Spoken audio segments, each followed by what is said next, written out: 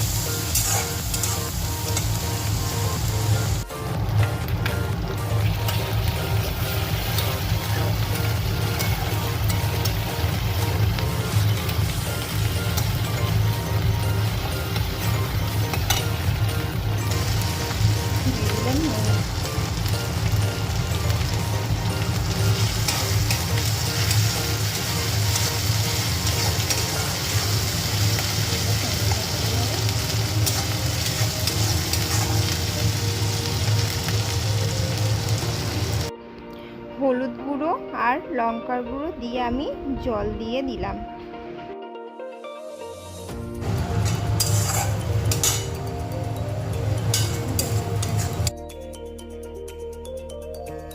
জল দিয়ে আমি মশলাটা কষিয়ে নিলাম।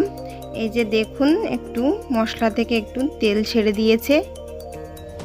এইবারে আমি ওর মধ্যে দুটো কাঁচা লঙ্কা ভেঙে দিয়ে দিলাম।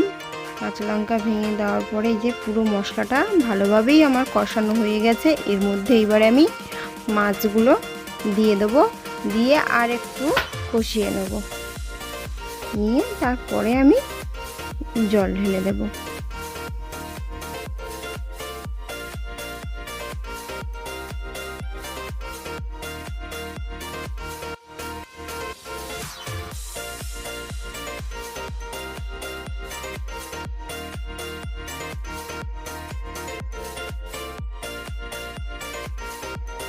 মাছগুলো আমার এই যে দেওয়া হয়ে গেল, কষিয়ে নিচ্ছি।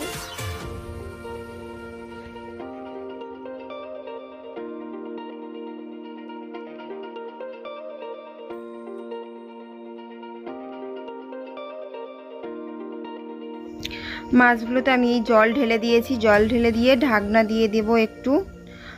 এই ঢাকনা দিয়ে দিলাম। তারপর আবারই আমি ঢাকনাটা খুলে নিচ্ছি। প্রায় আমার মাছের ঝালটা প্রায় আমার হয়ে এসেছে, আর একটু হবে।